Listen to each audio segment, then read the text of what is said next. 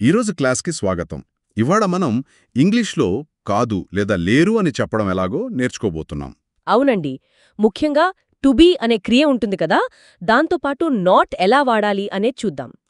అంటే నెగెటివ్ వాక్యాలన్నమాట. అవును, నెగటివ్స్. ఈ పాఠంలో మన ఫోకస్ అంతా యామ్ నాట్, ఇజంట్ ఇంకా ఆరెంట్ ఈ మూడింటిని సరిగ్గా ఎక్కడ వాడాలో తెలుసుకుందాం. చాలా అవసరం కదా ఇవి. సరే, మొదటగా యామ్ నాట్ తీసుకుందామా?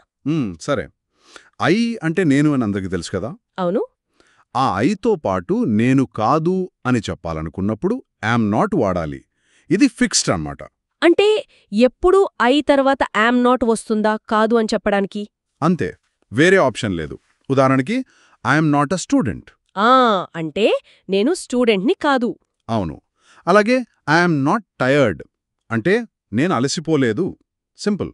ఐ ఉంటే ఐఎమ్ నాట్ గుర్తుంటుంది కదా. గుర్తుంటుంది.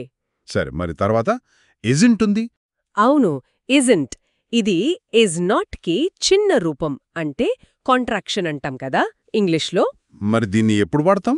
దీన్ని ఎప్పుడంటే హీ అంటే అతను, షీ ఆమె, ఇట్ అది, వీటితో వాడతాం. ఓకే. He, she, it. ఇంకా ఏదైనా ఒకే వ్యక్తి పేరు లేదా ఒకే వస్తువు పేరు అంటే సింగులర్ నౌన్ అంటాం కదా. సింగులర్.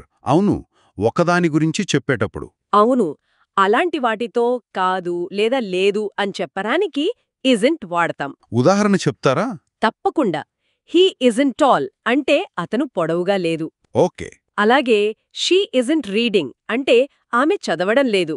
ఆ ఇంకోటి, ఇట్ ఇజంట్ హాట్ టుడే అంటే ఈరోజు వేడిగా లేదు. చూసారా, అన్నిటిలో ఒకదాని గురించే మాట్లాడుతున్నాం. He, she, it. అందుకే ఇజంట్. అర్థమైంది.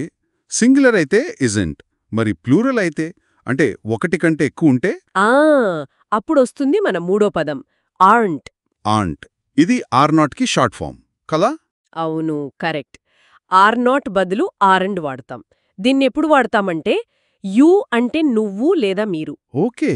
యూ. వి అంటే మేము లేదా మనం. దే అంటే వారు లేదా అవి.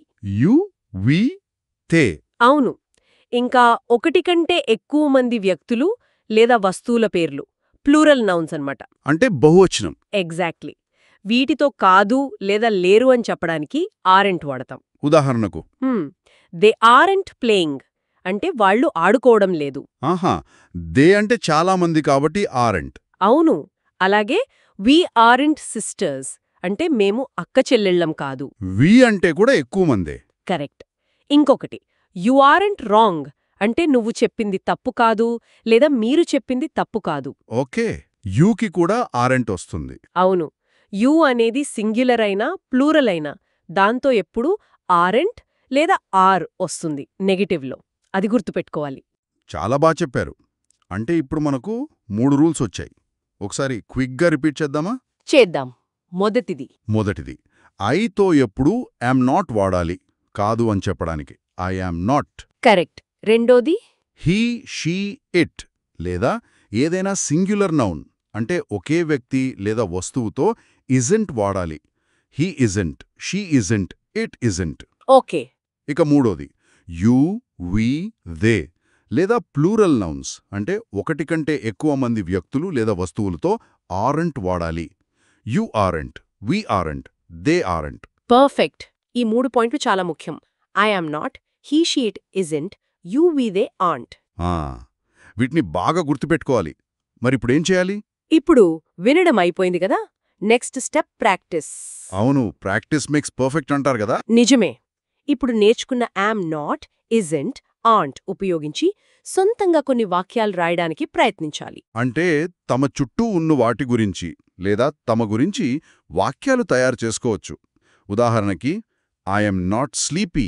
అవును. లేదా my book isn't red. My friends aren't here. Exactly. అలా మీరు ఎంత ఎక్కువగా ఉపయోగిస్తే అంత బాగా వస్తుంది. మాట్లాడటానికి కూడా ప్రయత్నించండి. తప్పకుండా.